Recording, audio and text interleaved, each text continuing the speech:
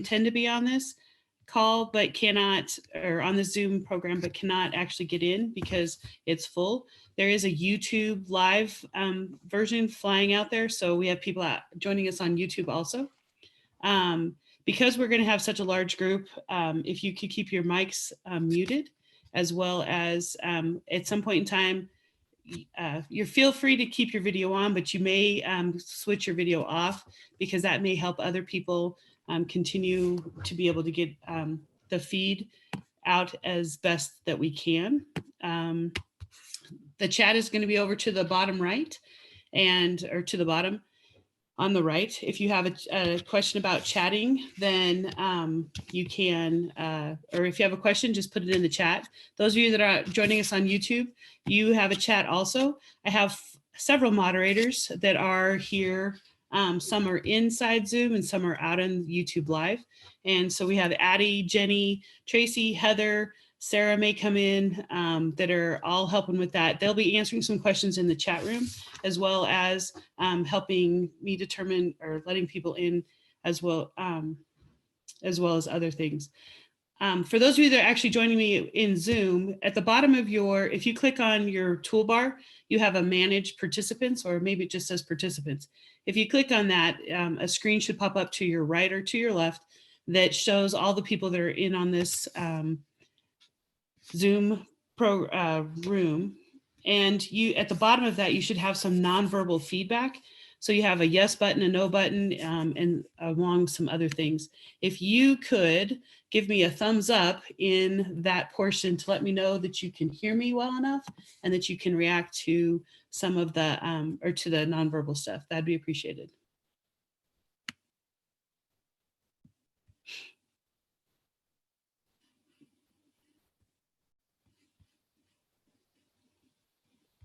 The nonverbal feedback is one of the, is a flexible feature that allows us to interact with the people that are on with us. And so it's one of the things that I'm going to try and have you guys help me with today.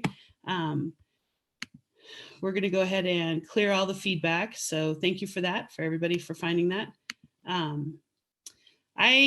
This is, the second or third time that I've done this, but I found when I watch the videos that I tend to touch my face a lot. So I'm going to try really, really hard not to do that. And so I would like you guys to give me some, not necessarily some feedback for that, but use it. Another type of nonverbal feedback is the reaction button. So if you look along the bottom of your toolbar, you should have a reaction button.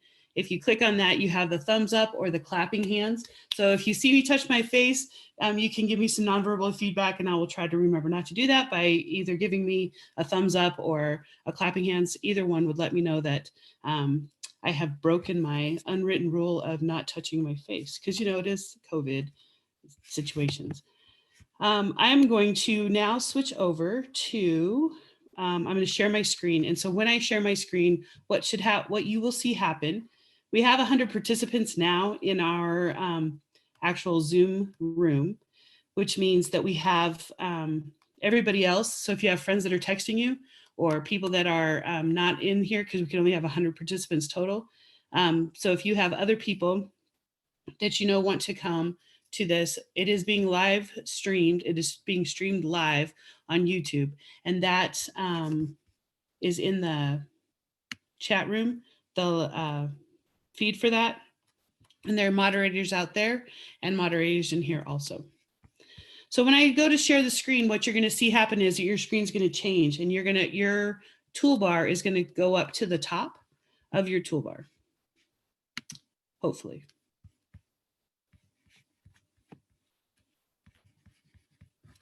So I'm going to ask one question. I'm going to need you guys to give me a thumbs up using the reaction button here. I am going to pull up the participants.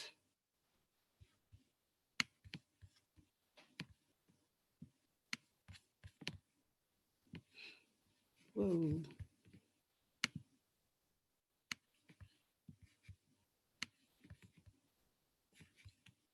Hadn't anticipated that.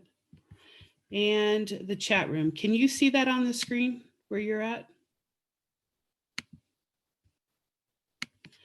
If you could give me a thumbs up if you can see them, or clapping hands if you cannot. So Joe, is this blocking you?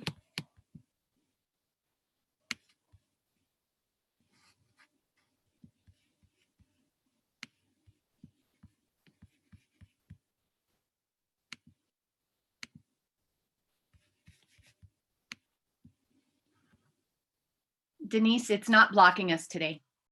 Okay, great. All right, so like I said, this is Zoom Basics. And what you'll see is a variety of different things today. It's going to be a really quick crash course of a lot of different things. But I'm going to try and give you the best, get my best guess on what not my best guess, but just a variety of different tools, because I know this is all new and exciting and maybe possibly scary in some places, but we're going to do a great job with our remote learning. So we have some learning targets that we're going to go through. There's a variety of them that are going to happen here. And the first thing I want to start out with is communication. There's two different types of communication. There's synchronous and asynchronous. Synchronous communication is face-to-face and it's two-way conversation. It is a really sophisticated type of communication to try to maintain in a digital environment. Asynchronous communication is intermittent. It doesn't necessarily always require an immediate response. With remote learning, remote learning is going to require that we have some synchronous communication, but I want to stress initially that there are it's really hard to maintain a synchronous communication digitally over a long period of time. So with that, we need to give ourselves a break, keep it simple to start out with, because as we grow in confidence and what we can do, our students will grow with that also. But we need to continually build in different ways for kids to be engaged in what we're doing when it's synchronous as well as asynchronous, but we need to start somewhere, and I suggest starting out small. So remote learning, there's a lot of considerations that you need to have when you're doing remote learning. We all are learning how to do this, and it's going to be a steep learning curve for a little while. But we need to discover, and I'll discover different ways for us to teach on this new platform. We're going to have different ways that we're going to have different lessons, as well as engagement strategies and designing our lessons, as well as the different teaching techniques. So some things you need to consider is that when you are teaching remotely, you need to consider having a co-host or a host and a co-host, so that different people have different parts of it going, can handle different portions. So like right now, I'm not paying attention to the chat, but my co-hosts are. So I appreciate that. Another thing that you need to keep in mind is that when we're teaching in our classroom, we set expectations on how we expect students to participate as well as to behave. The same thing is true in a remote learning environment. We need to make sure that we set up those expectations, and we let people know exactly what it is that we want of them and what we expect of them and how they are to act. You also need to build in lots of engagement opportunities. The experts out there, whoever they are, suggest that about every 5 to 7 minutes, you give people an opportunity to engage.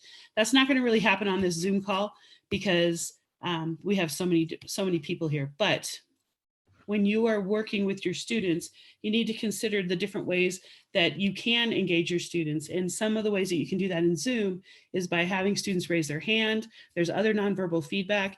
Supposedly, we're supposed to be able to give the polling option. I haven't seen it come up yet, but in our enterprise free section that we have, we're supposed to have that. It's not there yet. Students can give reactions. You can send them to chat and ask them to purposely do stuff. So ask a question, answer a question. There's some different things there. Utilize the breakout rooms. You can share your screen. You can prompt other people to share their screen. I know there's lots of different ways in classrooms, when I'm out in classrooms, that I see people encourage students to talk. They either draw sticks or they call on students. So using all of those different ways that we already know how to do and have the students help us with our presentations. Mostly, I think we need to give ourselves a break and make sure that we keep it simple, because to start out with, that's what we're going to need to do. So in that line, whoops. There's lots of different student expectations. Here's 2 student sets of digital citizen and participation expectations that Zoom has put out. I just lifted these directly from Zoom and put them in here. But what I like about these is that they talk about asking questions in their chat, making sure that they're muted as they're here, being respectful of the other people in the environment, as well as thinking before they write and showing up for class. So those are just some different ways that you can, there's lots of these out there, but you always need to set those expectations, regardless of whether you're in person or in your learning environments that you're utilizing with students. One thing you'll notice is that you had to get, in order to get into the Zoom call, you had to go through Clever. Clever is new to the district. It's not new to the district. It's new to most of the teachers in the district. And there's a lot of reasons why we need to use this. Due to world events, we are all now teaching remotely, or most of us are teaching remotely. This causes people who like to mess with other people to go out and find creative ways to do that. And in the Zoom world, that's called Zoom bombing. And recently WDE had a call where they posted everything out on social media, said, here's the Zoom call, go ahead and get on, let's do this, that, and the other thing. And they had several people bopping into the meeting, Zoom bombing them, doing inappropriate things, or just, they basically disrupted the meeting. And so to stop that, we need to do a lot of different things. One way the district is stopping that is by using Clever. So you as a teacher need to use Clever to set up the meetings. And then when you invite students, you use the invite tool to send out an invitation. You invite them through our walled garden or through our NCSD domain. So what happens is that our Google Classroom, Canvas, Blooms, Clever, Remind, emails, Dojo, those are all things that we control within our district. So students, it may look as though students can send out emails, which they can, but they can only send out emails within our NCSD domain. They can't send an email to their parents. They cannot receive emails from outside. So that's called a walled garden. They can interact with the people inside the NCSD domain. So when you invite students to your Zoom room or to your Google Classroom, to your Meets or Google Meets, you need to do that through one of these options that we have available for students that we can mostly control. What you should not do ever, and we do not want you to do, is to post things out on social media. So not on Instagram, Snapchat, Twitter, or Facebook, because all of those things allow other people into it. And this is a learning environment. It's not a playground. So we need to make sure that we're setting up our meetings using Clever. Somebody asked yesterday when we were going to get training on Clever, and the answer to that is we're not. I'm pretty sure. But I do know that in Clever, when you logged in to get into the Zoom, you should have seen next to it a button for Clever Academy and for Clever Help. And both of those are really powerful training places. They have lots of videos, just like Zoom does. I would encourage you after this meeting to go to zoom.us at Help Center and look at all of their videos, because they have lots and lots of stuff out there. But Clever has the same thing. So using that tool, this is the first way that we're going to secure our Zoom rooms so that students get the content they need without having other distractions. It doesn't stop everything, but it's the best that we can do at this point in time. And companies are really, they're very responsive to trying to make this the best experience possible. I know that I've gotten no less than 15 emails in the last 2 days of different things that Zoom is doing to try to secure things in there. So to that extent, what you'll see is that Natrona County has put some different default settings in. So when you as a teacher set up a Zoom, you will notice that the chat is automatically off, that file sharing is off, that the waiting room is on. When you join a meeting, the person joins with a mute on. And the final thing is that when you set up a meeting, there's this thing called the personal meeting ID, and that is your specific Zoom room. So the one to you and you only. And so therefore, if you hand that out, anybody and everybody can get in there and they can Zoom bomb you. So we don't want anybody to hand out that personal meeting. You need to automatically generate it and have the people have the random one from Zoom be out there, because then it's temporary meeting room. So yesterday, this was the big announcement that Zoom has now put everything into a waiting room. So if you joined this Zoom call, what you noticed is that you were, when you joined in, you sat out until we invited you into the room. And that's what this waiting room does. It allows the participants to come in to the, or to save their space, but it doesn't let you as a teacher have to let them in. Just as though if we were in a physical classroom, I go out and I open my door and I invite my students in, there's always supervision. And that's the one thing you need to make sure that you keep in mind, is that in a synchronous situation where we can talk to it, it's two-way communications, we need to be supervising students at all times. So the teacher is the first to enter the room and then allow everybody in, and the teacher is ask students to leave or participants to leave, and they are the last one out, so that they can't have any, they're not having other communications without us. So what you'll see, this is what the waiting room does. The waiting room allows me to go through and I see as the participants that there's people in the waiting room and I need to admit them. And how we do that is through the participant toolbar. You can see that I can go in and I can admit people individually, or I can admit them as a whole group. You'll notice down here that there's things that there's always more. If you see the word more, or you see 3 dots, that means there's other things that you can do, and they give you different capabilities. In this case, with the waiting room and the participants, I can mute participants. I can allow people to change their names. I'm not sure why we would do that, because we want students to actually use their real names. They can enter and exit. We can, what does this one say?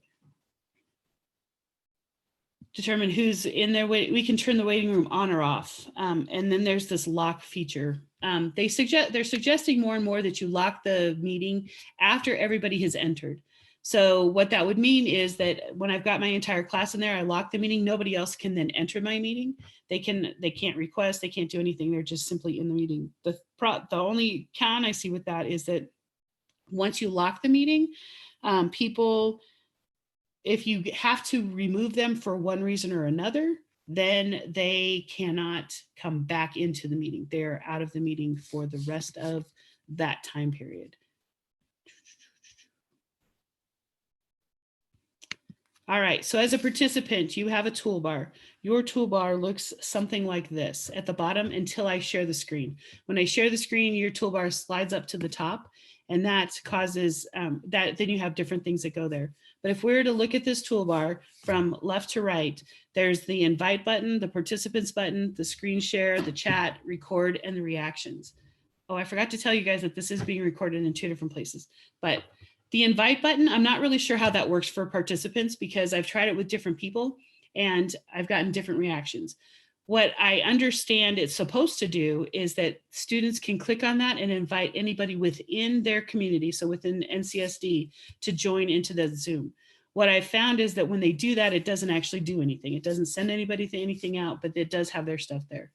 Participants, if you click on the participant button, you see the window that shows the status of who's in the meeting as well as what their status is.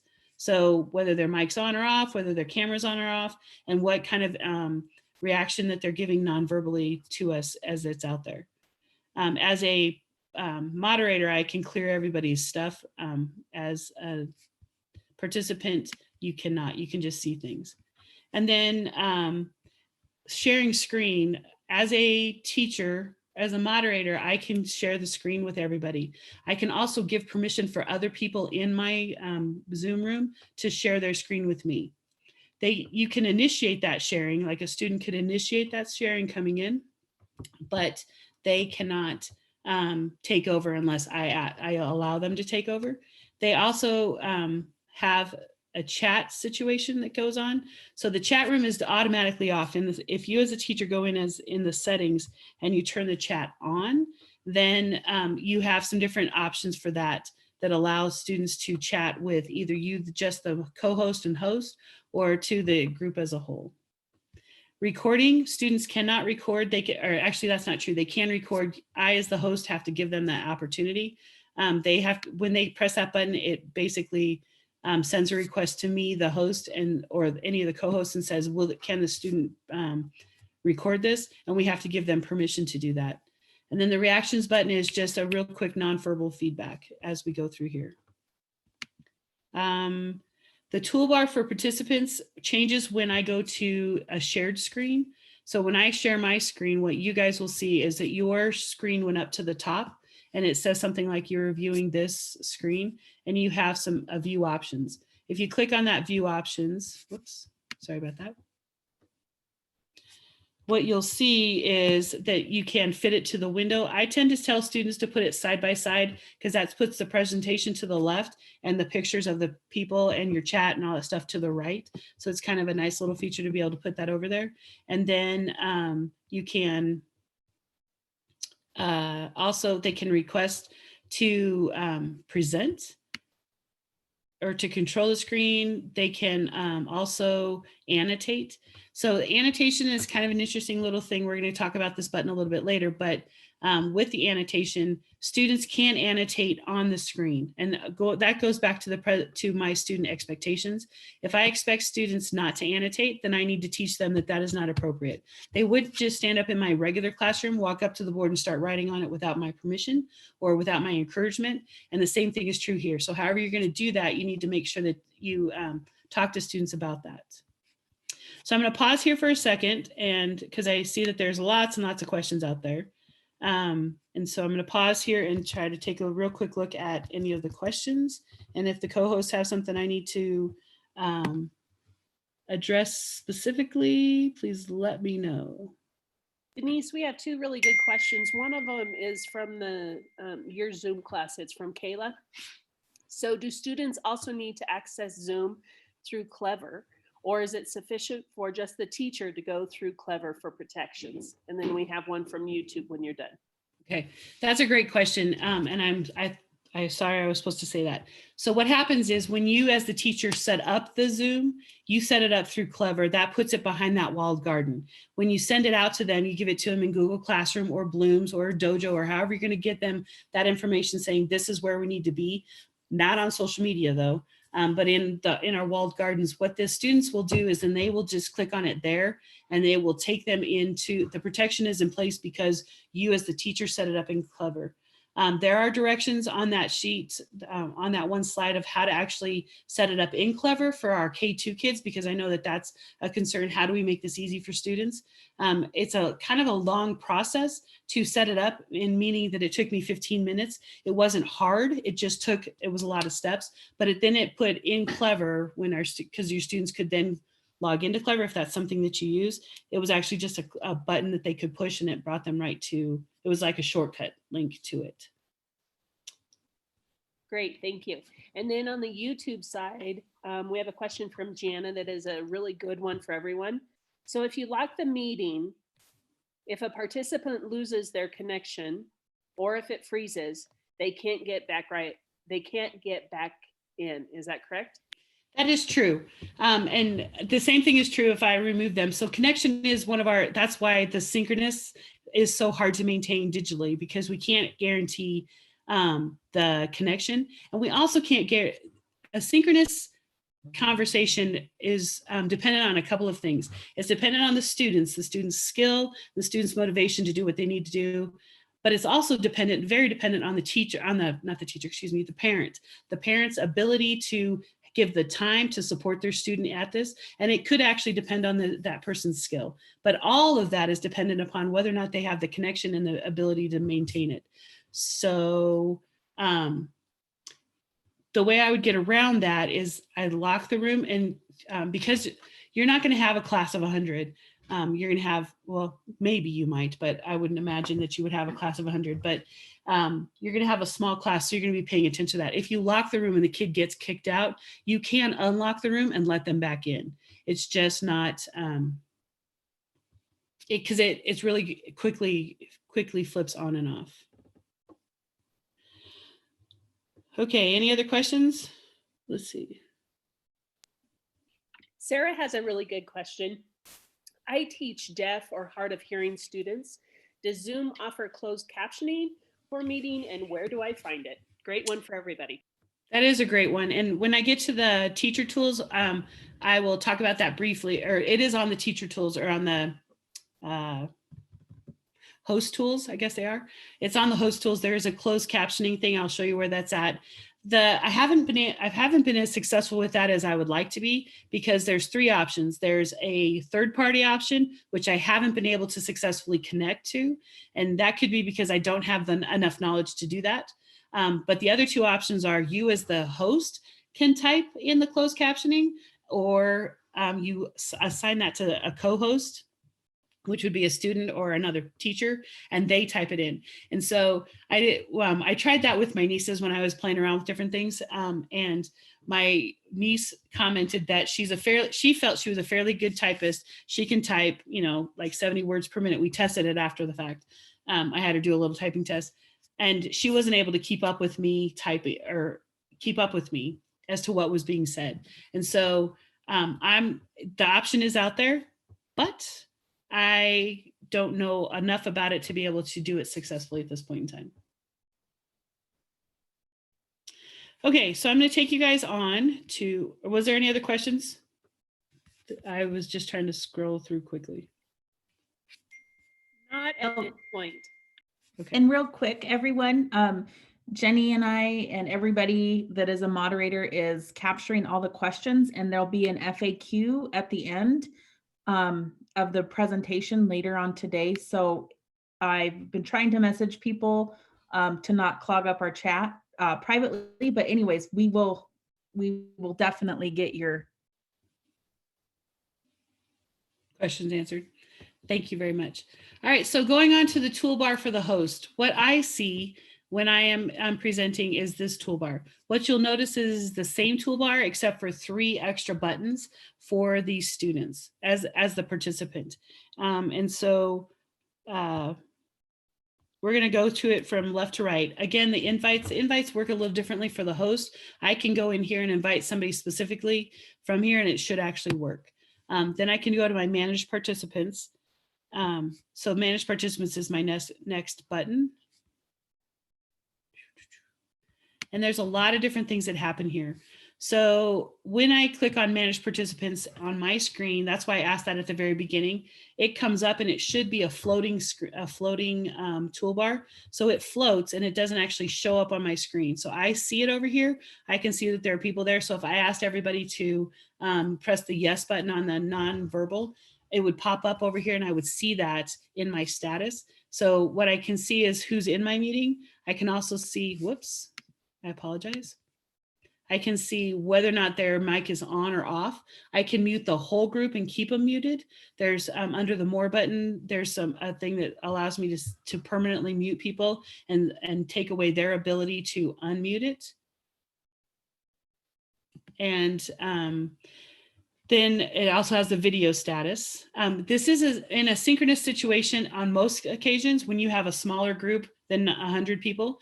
You having the video on is something that as an expectation that I would set with students. They need to have their video on because that shows me that they're engaged. But you also need to be cognizant of the fact that we need to tell everybody that we are looking into people's homes. And so we need to be respectful of that. And so that is one of those things that we're going to have to work out with students. On the participant list as a host or a co-host, sorry about that. I can go in, and if I hover over somebody's name, I get this more button over here to the side, and it allows me to do a variety of things. It allows me to make somebody a co-host. It allows me to let them record. I can put them on hold, which stops them from acting around and doing anything on it, but they are still connected. Or I can stop their sharing, or I can actually remove them from this. If I remove somebody from, I can also stop their video. So stopping their video means that their video stops and we can no longer see what they're doing. But if I remove people, that is something where they remove from the session, they can't come back in.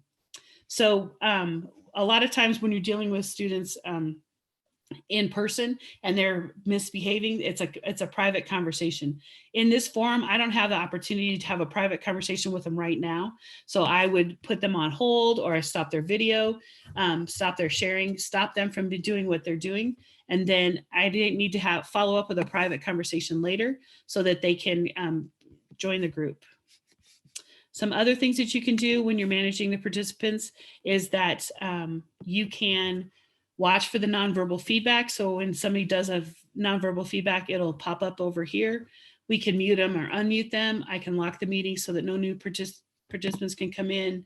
I can have an enter and exit chime. So I know when people are entering or exiting, and that will help. I initially had that turned off, but since then I've turned it back on because of the connection issue.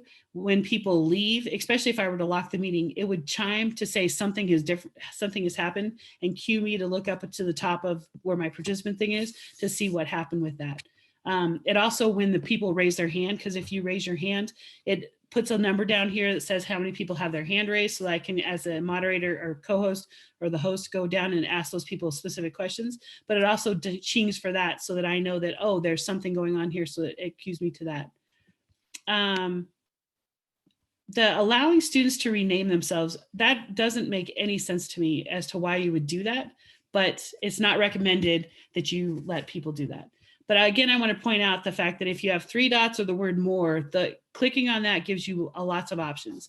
The major difference between Zoom and Google Meets is that Zoom has a few more, it's a more robust program, and it has a few more options that allows for more flexibility. But both of them are equal options in the fact that they provide Google Meets does not provide the nonverbal feedback, which I like, but it's not vital to actually providing my instruction. It's just an extra little thing that I kind of like. So with the nonverbal feedback, these are the types of nonverbal feedback that students can give. They can say that they're taking a break or they need a little bit of time. They can give a thumbs up, thumbs down. And as the moderator, I can go in and I can erase all those at once. The icons up here, you can only have one at a time up on the screen. So the student can be raising their hand. If you ask them for something else, they will go through and it will take away the raising of the hand and give you the yes. So they can only have one of those at a time. Whereas the reactions, those go up and they show up on your screen. So they're like up here on the screen. And they only show up for 5 seconds versus this will stay up until I remove it, which is kind of a nice thing to be able to do to where you have different things happening. The more, whoops, sorry about that. The more button is there's more, and then there's the up arrow and the down arrow. And so anytime you see these are things that give you some extra flexibility and some extra things that you can look for. One that I want to point out with you is next to the stop button, or stop video button, there is an up arrow. If you click on that up arrow, it tells you which camera you're going to be in. It allows students to, if they have the correct if they have the correct video card as well as the latest and updated version, they can actually do a virtual background, which is kind of can be distracting depending on what they do. But the other thing is, if you go to video settings, the students have the capability of pulling up their picture, their actual screen, and making it, they click the button and it will turn 360, 180, 90. And so they can sit there and mess with that. And so I point that out because I love my nieces and nephews. And when I was practicing for this, I contacted them and had them join me. And they all taught me that within like 3.5 seconds. So I figure if my nieces and nephews, who I love dearly, can show me that that's a pain in the rear end, that our students will show us in that amount of time also. What you guys will see at the top of or what I see at the top of my screen as the moderator is that my toolbar that was down at the bottom flips up to the top. It's the same toolbar, but it moves to the top and it floats. So I can actually move it around my screen. I can put it up, I can put it down, I can move it so that I can see more of my screen. But a lot of the features go away and they come under the more. So I have to click more to see the chat, to invite, and do some of these things over here that are there. So the next thing on our toolbar after managing participants is polling. And the polling is not here yet. Supposedly in our free enterprise edition that we have, it's supposed to be out there, but I haven't seen it pop up yet. So when it pops up, then we can actually add polls to our repertoire of things that we can do. But at this point in time, it's not actually out there. So the next one across here is the sharing of the screen. So when I click on sharing the screen, what happens is I have lots and lots of options of what I can share. So I can share my desktop, which is what I've done is I've shared my whole entire desktop so you can see what's out there. You can share, so this shares everything, whereas this shares just the windows that are open on the desktop. I also have a whiteboard that I could share, so it's just a whiteboard so we can interact on that. But once I click that, I click what it is I'm sharing, and then I have to press the button down here that says share, and then that provides the screen for the students. On the share, while you're sharing, students can actually request to take over the sharing. If you request to take over sharing, I have the opportunity to tell you yes or no as the host or the co-host, actually as the host. And then I can also take it away. So I can give that permission and take it away. And that's one of those things that I'm going to set up with students where if I want them to share something, I was thinking about how I could use this. If I was teaching the water cycle, I could put a picture of the water cycle up here. And then as one of my engagement strategies, call on different people. Heather, would you please take your annotation button and do this? Or I want you to, somebody has done something specific and I want to share that out. I can give somebody that permission to share their screen, but I can also take it back. While you're presenting, individual participants you can interact with them by muting them, stopping their video, assigning the closed caption, and lowering of hands. So there's lots of different things that they can do once they're there. If a student is messing around or there's something that's happening, sorry, let me get back to that. Something's going on the screen, you can go in specifically on the screen and you can cause those things to happen really, really quickly. While I'm sharing, I have the annotation button. So the annotation is kind of a cool little deal. As the host and the co-host, I can erase everybody's stuff. As the participant, I can annotate on it. And so again, that goes back to one of those shared expectations that we're going to talk to students about, whether or not they should. Just because they can doesn't mean they should. But here's the options that you have. When you're annotating, you can draw some pictures. You can do some stamping. You can highlight it. So I've turned on the highlighting, but it looks like it's turned off at this point in time, to where the spotlight, this is this little red dot. There's two different things that you can do. You can do the little red dot, or you can do this arrow that says this is where I'm at. That's the spotlighting portion. With any of these drawings, you can change their colors, the width of them, whether they're solid or not solid, and then you can clear all the drawings at once. So the annotation tool is actually very robust. It's not as robust as a lot of other things in the world, but it is something that you can actually go out and utilize for that. The next button that we have in our list, so we've talked about the screen share, we're moving on to chat. So chatting is one of those things that is turned off by default. So you have to go into your settings and turn it back on. And with anything, if you haven't used chatting before with students, they will teach you right away what you should not do. So having it turned off is a great way to start it off. And then, but in the meeting, I can really quickly turn it on. So I can go down here to the, I can have the chat, pull up the chat, and I can turn it on, and I can give students different things to do. So there's 3 different things that we're allowed to do with our chats. There's no chat. That means that nobody can do any chatting. The host only chat means if I turn on host only, they can only chat with the host or the co-host. And if I have it everyone publicly, then everybody in the whole entire room can chat with each other, but they cannot chat. So like they can chat and we can all see it. They cannot chat student to student. And they show up differently. So this privately chat one is one where that would be that they clicked on it and they're talking only to the host, and that comes up to me and it wouldn't show up publicly, versus this one down here, everybody can see that chat.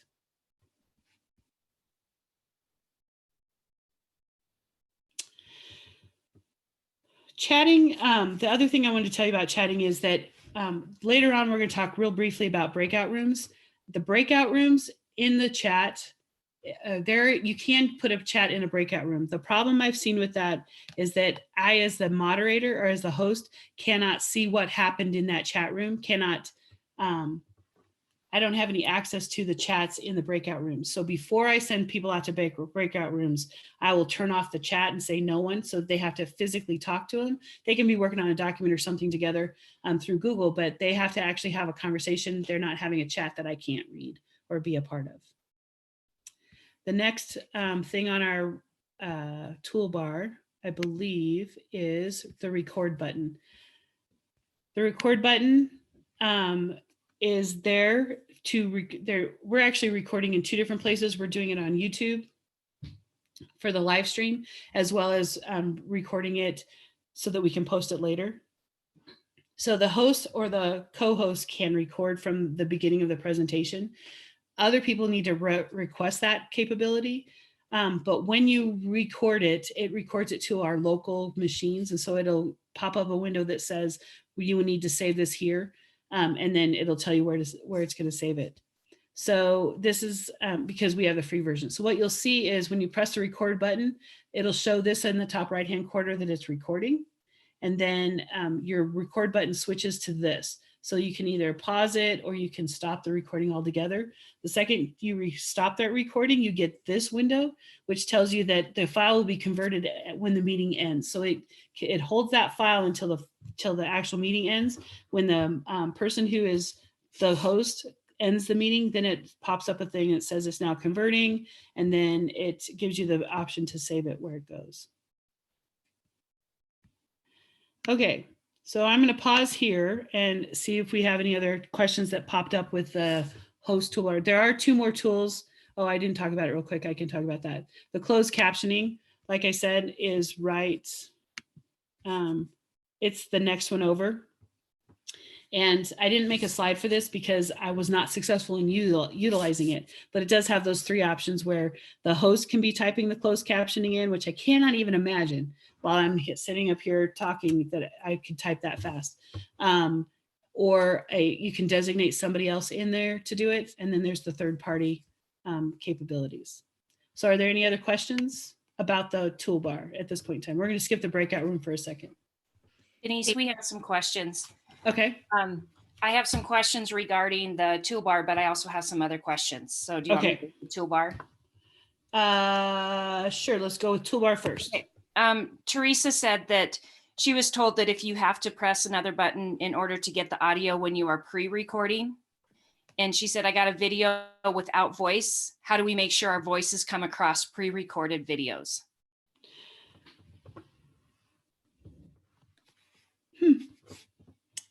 I think that, I don't know that answer. Let me find that out. I honestly don't know. Okay, so we're going to put that question in our Q&A document and we will have an answer to that. Okay, Teresa. Kayla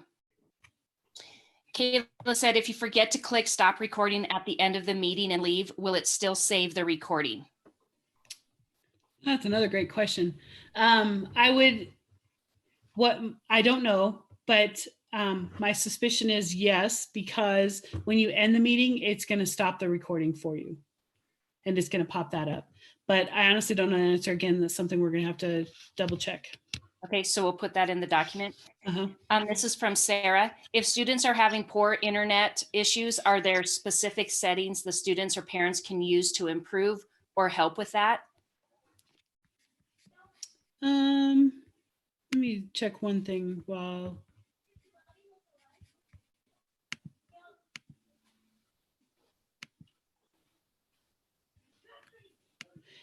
There is, when I go to share, there's an optimizing button and a non-optimizing button. And so that might be something that we could check on. The poor internet connection thing is going to be tricky for us regardless. And I think that one of the things that we've determined has helped with that is having your students turn off their video helps keep the connection going. But the other place is that next to the stop button, there was those video settings. That's what I just checked. So where's my stop button? So next to the stop video button, there's this arrow. Under video settings, sometimes you have different cameras that can connect. And there's one, usually on a low internet connection, there's a setting that says, there's like your FaceTime camera will come up, but the next one, another one will come up that says low resolution, I believe, which they can try that. And then in the video settings, there's another setting in there that talks about optimizing the video. Unchecking that might help also. Okay, so with that, Stacy had a question. If can we turn all of those distractors off, such as FaceTime camera, annotations, etc.? She could be seeing 80 kids at a time, and this seems hard to manage with that many, even with setting expectations. So like the nonverbal portion, is that what she's talking about? As a host, like, can you turn all those distractors off? So the nonverbal, I'm going to show you the nonverbal in a second. That's something that you have to actually turn on. The reactions is the one that is always on there, and you can't, as far as I know, you can't turn that off. You can lock kids down with a mute all button, and they cannot unmute. So you can uncheck the one box that says allow students to unmute themselves. You can put that on so they can't unmute it. And the video portion, there's, as far as I know, there's not a turn off everybody's video, although that would be a great button. Okay, and then I don't know if you want to address this question right now or wait till the end, but it's regarding video rights for kiddos. Like whether or not students can, whether we can videotape them. So like the saving of the recordings. Yes, and so if you plan to record your interactive Zoom lessons and post them later, if students want to access later, do we need to worry about some student confidentiality, meaning the faces being on the video with parents, because parents will be viewing these? Right. So COPA and SIPA are two federal laws. COPA is Child Online Protection Act. SIPA is Child Internet Protection Act. And they have some different things in there. We're going to have to ask specifically that question to people above us. So I would suggest that you ask your principal that point blank. Because I honestly don't know legally what that would be. Because it's behind the walled garden, and if you didn't post this publicly out on YouTube or social media or whatever, that's a little bit different because we're presenting our information in a remote setting. But that is honestly a question that we're going to have to ask somebody else. Okay. And so I'm going to have Kayla's question also be directed to her administrator, because it's about if it would be a violation if students without media release to ask them to show their video. So we'll have those questions directed towards the administrator. Yes. Okay. Addie, do you have any more? I think those are the ones that, oh, I think I have one more. Hold on. Addie, do you have any more? There was a possible request for a follow-up coaching on Zoom to get in the more specifics later on, just to kind of think about. And I know that as IFs, we are available. You can contact your administrator anytime. We also have emails, so email us and we'll get back to you as best we can. I think that next week we are going to have some follow-up question and answer timeframes where we have the ability to talk to people. And I think we're also going to have office hours, or some of us will have office hours, but feel free to contact us. And another one that came up was about setting office hours, if it would be where the meeting information would be. And they referred to Clever. My question is Clever just like a housing unit for our apps, because it's like kind of like a firewall? I know that's not the right word, but like you wouldn't post anything in Clever itself, right? Actually, Clever has the capability to be a classroom, and it has a lot of different things in it. So it's changing on a regular basis. We don't use it as much we have 3 elementaries, I think, that use it a lot, and other elementaries that do not. haven't seen it at all, or they didn't even know it was out there. And that's okay, but that's one of those things that we can use. So Clever is a place that you could do that.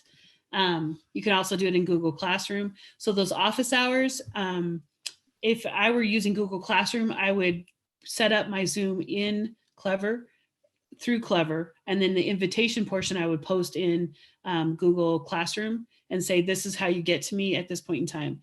And most students will be able to do that. I wouldn't post it out on social media. I would keep it within. If I was using Blooms, I might send it out to parents and say, this is the time that will be available, and send that information through Blooms, because again, that's something that we can control within our environment. Okay, I have a specific question for someone who, when they were logging in to all of this, and then it went, you go to your Clever, it keeps sending emails to this person saying that they need to switch over to Jeff Brewster's account. Oh yeah. So can you speak to that? Correct. So when remote learning first started to become our reality, every company out there that had solutions sent out things and made things for free, which is really, really nice of them to do that. And so in my case, what I did is I went out there and I made a free Zoom account, and then I was doing different things. And then I got a little contact from Jeff Brewster, who said, oh, by the way, Denise, we need to do it this way because this is how we wall that garden in and protect our students. Okay, so when I first logged in, it said, okay, you've already got this account using my NCSD, and it asked me to join or to pull those two accounts together so that I can be associated with Natrona County. So when you go through that, what it's saying is that you already have an account, but the district already went through and they took all of our emails, whether we are a student or a staff member, and they put them into Zoom. They put it into Zoom and said, these are the people that belong to us. So when you go to log in, it's going to ask you to say, yep, that is actually my account and I do belong to Natrona County. And that's why it says it's registered to Jeff Brewster, because he's the district administrator who's on the list. So he gave them the list to say that this is one of my people. So I see that we have 10 minutes left. And so I apologize if I'm being too wordy. But I want to show you real quickly some of the different things of how to actually set up a meeting. So your account screen, when you first logged in through Clever, when you got logged in, it came up and it brought your account up. This is what you saw, is something that looks similar to this. So you have your meetings. On the side, you have the profile meetings and settings. You have the ability to schedule a new meeting. And then you have this thing over here that says get help. The Zoom get help, there's lots of stuff out there and it is really, really good. They have short videos of like how to set up a meeting. It's like 2 to 4 minute videos of each of the different things I've shown you. They've got one on annotating. They've got one on setting up meetings. They've got one on the breakout rooms. That this is meant to be just an overview. Those other ones, they're going to take you in and you can watch them over and over again. And they're done by professionals that have some really good tips and tricks that they're doing. So I would suggest that you go to those get help or go out to their support site and get a lot of different things. But we're going to start with the settings. So if you would just scroll down and go to settings, you have all of these settings that you can change. And so that makes you have to ponder what exactly are the settings and why would I want them? And so some of the things that I would have you suggest or have you change is, or think about, is that are you actually ready for a chat? Are your students ready? Have you prepared them? Have you given out enough expectations so that students can actually handle the chat room? And that's just a setting that you turn on or you turn off. You can turn on the ability for kids to have private chats between themselves, or you can keep that off. So they are automatically off. So if you want to use them, you have to turn them on. The co-host is one that I would actually turn on, because that, whether you think you're going to have a co-host or not, having the ability to right then and there say, oh, I'm going to make this person a co-host is really good. So you have to turn that on. Screen share, you can do it. It's automatically set up that only the host can do the screen share, but you can have the ability to go in there and change it to where all participants can share. So you have that capability. The waiting room is automatically turned on by Zoom as well as by the district. Breakout groups is another setting that you have to consider to turn on. whether or not you want it, and you need to turn it on for that. So there, with the breakout rooms, there's different things you can do, but that is a setting that you can turn on. What kind of email notifications you might want, and whether or not you want nonverbal feedback. So if you want nonverbal feedback, you have to actually turn it on. So that'd be the yes, the no's, and all that kind of different things that are out there.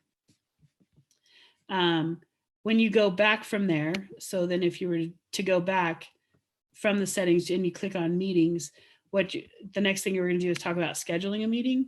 So when I schedule the meeting, when I push this blue button right here, it pops up into something that looks like this.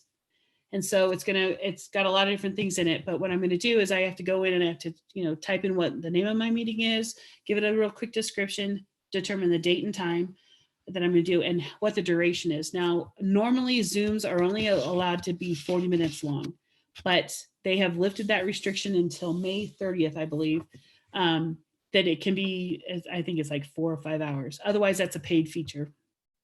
So you can have them in there. I have determined that it takes me, it doesn't take me 15 minutes, but it's appropriate to have 15 extra minutes built in on both ends. So an hour and a half is generally the meeting time. If you want it to be a reoccurring meeting, you can click that button here and then you choose your date and time, and then you have to scroll. So then if you scroll down, you'll see these things. So whether or not you want the host video to come on or off, whether or not you need to require a password for that. There's some new things that they just put out today that allow you to require a password and let other people in and do some different things. So whether or not you want the participants' video to be on or off. So now that, to answer that question about the low video, having this off here doesn't give the kids the opportunity to have the video on, which wouldn't be helpful. But that might be something to play with. The computer, the video, the audio or the video, the computer audio. Students when you send out the invitation, students can actually contact you on the telephone, whether they have video or not, so they can listen in. And so that might be an option for those low, the people with a low internet bandwidth or whatever, that they call in on the telephone and then they watch it here. That might be an option. And then you have some other options down here where you can like have them enter upon mute, enable to join before the host. This is disabled for us, I believe. It's still an option, but I don't think they can do it because of the waiting room thing that's out there. You can pre-assign break rooms, or you can just simply have them there. And then you have to scroll some more, and then you have to press save. If you don't press save, it doesn't schedule the meeting. So then the next thing that happens is that once you've scheduled the meeting, you have to share your meeting out. So in order to share the meeting out, when you press save, it comes up to this, which says what your meetings are. If you click on the blue portion here, that takes you to the details of the meeting itself. So then what'll happen is you'll get something that looks like this window right here. So I'm going to move this up for a second. It looks like this. So you can start the meeting from here, but it gives you all the details that you have. But over in the bottom right-hand corner of that first little section, you'll see something that says copy the invitation. And the invitation actually looks like this. It's actually longer, but this is the important part. So you take the invitation, you send this is the portion you're going to send out to people so that they can join you. And the students are going to click on, when you give them this, that's what they're going to click on.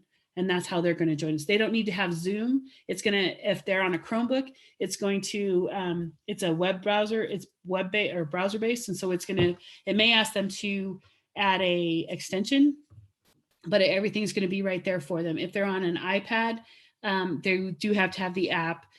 But if they're on the computer, they can either go web-based or they can install the portion that's there. So they have both of those options. But again, you're going to send this portion out right here that I'm moving around on any of these, but none of these. Don't put it out on the social media. Otherwise, we're breaking a lot of COPA and SIPA, as well as student privacy, which talks about student privacy, as well as probably some district policies that I can't name off the top of my head. So after you've gotten that, you need to start your meeting.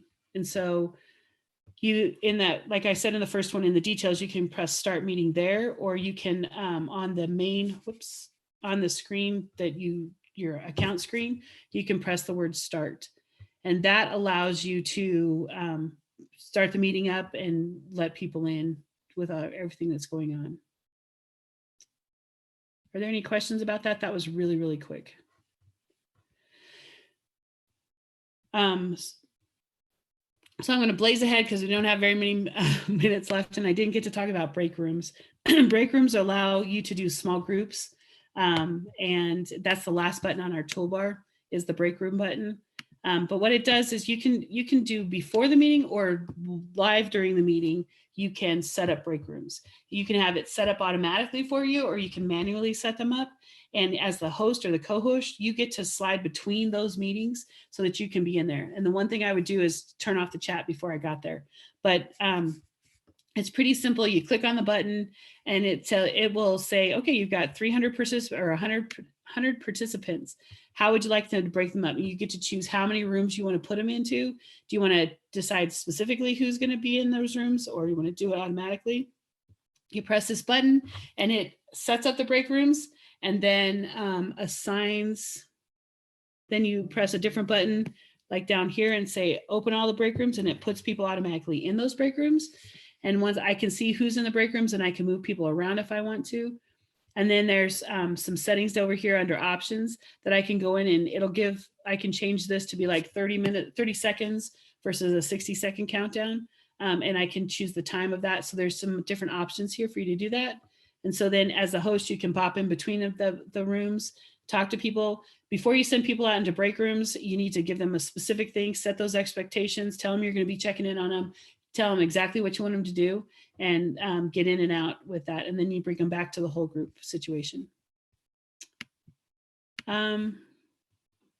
So real quickly, some remote presenting tips that I wanted to point out again are, before you do your training, before you do any remote learning where you're going to do some synchronous stuff, you need to test your system, invite or train your co-hosts to let them know what you want them to do, give them those expectations, give expectations to your students, practice your engagement opportunities, and practice your presentation, practice how to use the annotations. Make sure that you understand what your student privacy requirements are. And then of course, keep it simple. The last thing that you would do at the very end is to end the meeting. So you're going to invite people to leave your room, and then you wait for them all to leave, and then you end the meeting. That's going to keep the kids from having those private conversations that we can't control and that we shouldn't have. But just as in our brick and mortar rooms, we need to make sure that we don't leave before the students leave. So we invite them in and we ask them to leave. So then I have a resource page here that has some great things on it. The one that I got today is this Securing Your Zoom 101. And let's see if I have that here. Zoom put this out today. It's a real quick thing about best practices of how to secure your room virtually. And it gives some specific requirements of different things. Plus there's a video in here of how to do that. And so, like I said, Zoom has some great resources for you out there. And it is time, it is 11 o'clock, so I apologize. I can take a few questions if there's some out there. So a question just came up that says, if students won't leave, can you manually remove them? Yes, you can. So you can click on their picture and it says, let me click on somebody else's picture. It says remove. So when you say remove, it kicks them out and doesn't let them come back in.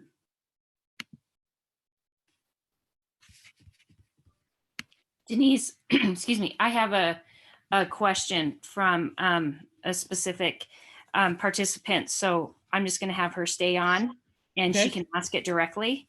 Okay. So I'm not going to ask it right now. Okay.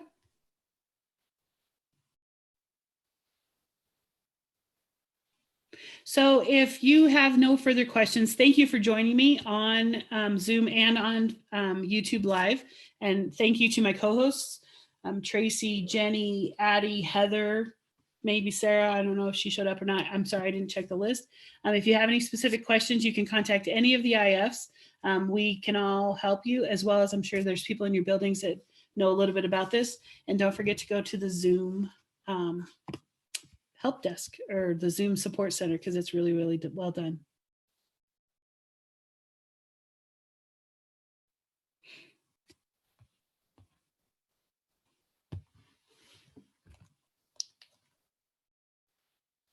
Okay. Hello. Hello. Hi. Denise is Stacy Johnson. Sorry, I have my little picture of Duke Ellington up. I don't have my video on. No problem. So I have a Zoom account, probably associated with like my personal Google Mail. And so now every time I go into Clever and get to a meeting, it has to send me an email to accept Jeff Brewster. But every time I do it, it says, oh, you can't do that because you're still in a meeting, but I'm not still in a meeting. So I don't know why it keeps saying that. And do I just need to like delete Zoom and start over again?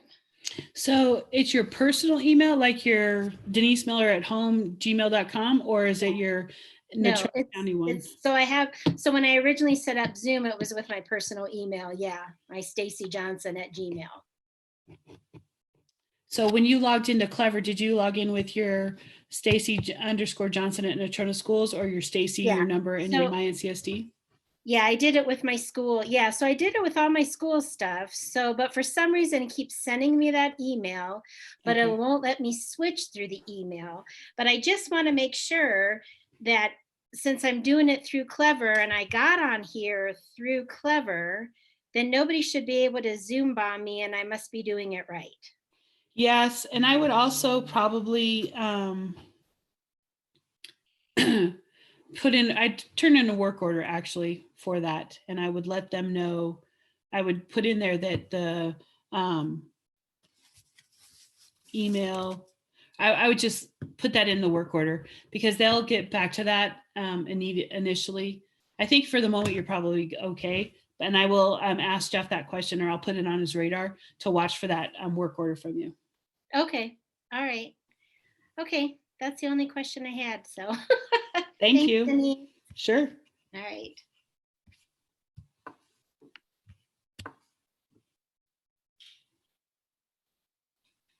Okay, so for my YouTube live people, I'm going to stop the YouTube live at this point in time.